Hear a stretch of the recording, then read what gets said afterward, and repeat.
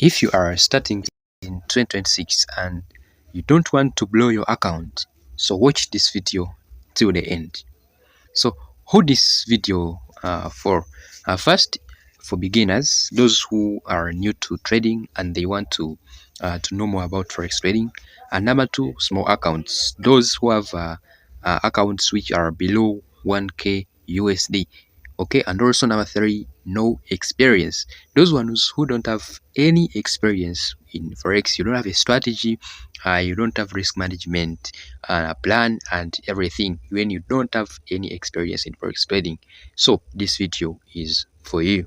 Okay, so now we shall start. What is forex in simple terms? It is just buying and selling currencies. Okay, so for example, we have euro USD, GBP USD, USD JPY. So buying and selling of those currencies at certain price level. So it is just in simple terms what forex means. Okay, so what beginners need, one, you need a broker. There are very many brokers that are regulated. First of all, you have to look for the broker that is regulated.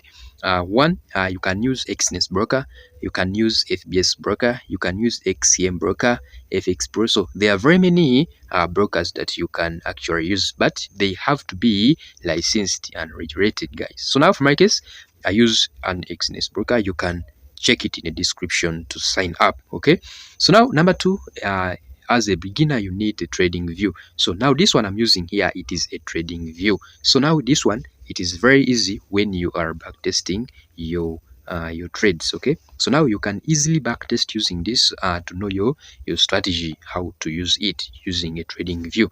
Okay, and number three, you need only one time frames. Okay, so now remember, we have very many time frames. We have a we can use from monthly time frame, weekly time frame, daily time frame. There are very many. They are here. There are very many. So now you can choose only one time frame for you to do analysis from. Now I recommend always to use 4-hour time frame for analysis, and when you're getting entries, you go to 15-minute time frame. So now the 4-hour time frame, it looks exactly like this. Okay, you can see that it filters most of the noise, guys. Okay, and you can easily use it. So now let's go to the beginner strategy. So now this beginner strategy, in beginner strategy, one, we shall need market structure. Market structure, it is when the market is breaking higher highs and higher lows. Now for example, let's say this is our market. When the market is moving in the bearish trend like this. Okay, so this is all about market structure, guys, right? So now this market, it is a bearish market, right? So now this one, it is moving in the in a direction of buys, and it is breaking high. So when the market comes right here, this one, it is a high, it has broken that high, then it will create a new high. This is the new high that the market will already create. This is the new high.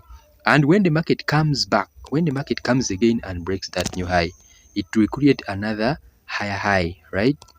So now we shall say, okay, so now we shall say that this is a higher high, this is a higher high, higher low, higher high, higher low, higher high, higher low. So now like that. So now that's what we call market structure. Also in the bearish trend, it is the same story.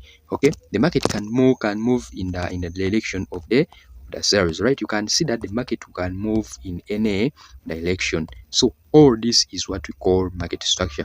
This one, it will be creating lower highs and lower lows. Okay, so now this one will be a lower low, this one becomes a lower high, a lower low, a lower high. Okay, so now it will keep on breaking lower lows, right? And it goes down. So that is in simple terms what we call market structure. Okay, so now as a beginner also, in your strategy, you need what we call support and resistance.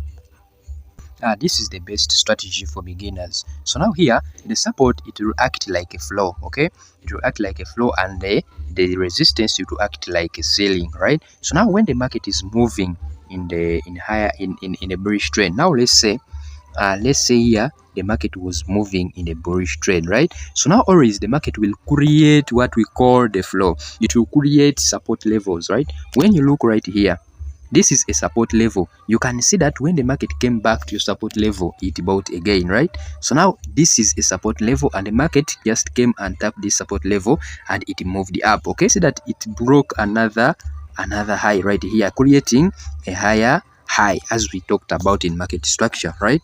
So now when you see that, now here it is a resistance level. It is acting as a ceiling, right? So when the market comes to a resistance level, it will always sell, right?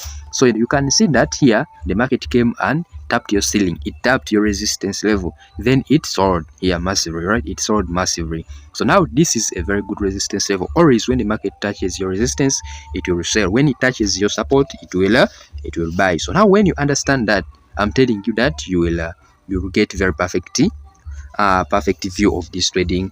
So now another thing, as a beginner, you need what we call one confirmation only. You only need one confirmation for you to trade in this forex market. We have very many confirmations. Some traders use candlestick confirmations like engulfing, like a doji candle. They can, or some of them they use hammer. So, and also there are some who use smart money concept, ICT, fair value gap, and order blocks, and there are some who use what we call change of character, that is smart money concept. But here in 2026, all of them, they work, they're still working, but you only have to choose one confirmation. Now for my case, I use candlestick confirmation and change of character, but most of the times I use candlestick on the higher time frames. Okay, so now for example, let's say here this was a support level. So now when the market came to your support level here, okay, you can see that when the market came to your support level, it created a doji candle, right? It created a doji candle. You can see this doji candle actually, let me show it to you. It looks like this, right? So now it always having a wick up and a wick down with a small body in the middle. So now when the market creates that on my zone, on my H4 zone, or on my higher time frame, it is my indication for me to just risk on that trade, right? So now here I just risked right here on this trade. Then for risk management, I always trade a 1 to 2 risk to reward, right? So now here I just put the stop loss just below that confirmation, that candle. Okay, then here I put a 1 to 2 or a 1 to 3 risk to reward ratio, right? So now that is a very good. So when you stick with that confirmation only, it can work for you. So now let's go here. So this was a resistance level right here. Okay, so now when you see this resistance level right here, okay, so now when the market came to your resistance level, it created a bearish engulfing candlestick pattern, though it wasn't justified enough. You can see this is a bearish engulfing candlestick pattern, so you can use that.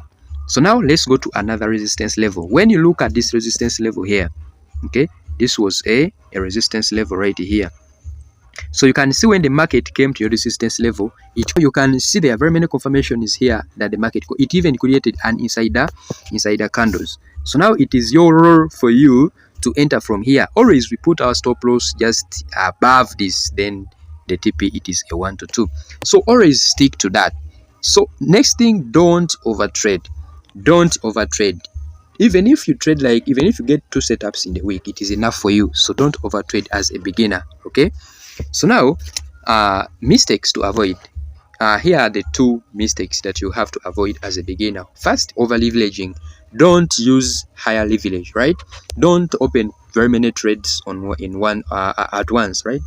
Just move with only 1 position or 2 positions if you have a small account. Also, random indicators. You see, this is a pure price action. It is a clean chart. I have not added any indicator. Don't use random. If you want to use indicators, use just like 2. Use a moving average indicator. Use that 20 exponential moving average or 50 or 200 exponential moving average for you to show you the trend of the market, right? So now that is it, traders. Subscribe to Jim FX for real forex education. So bye bye.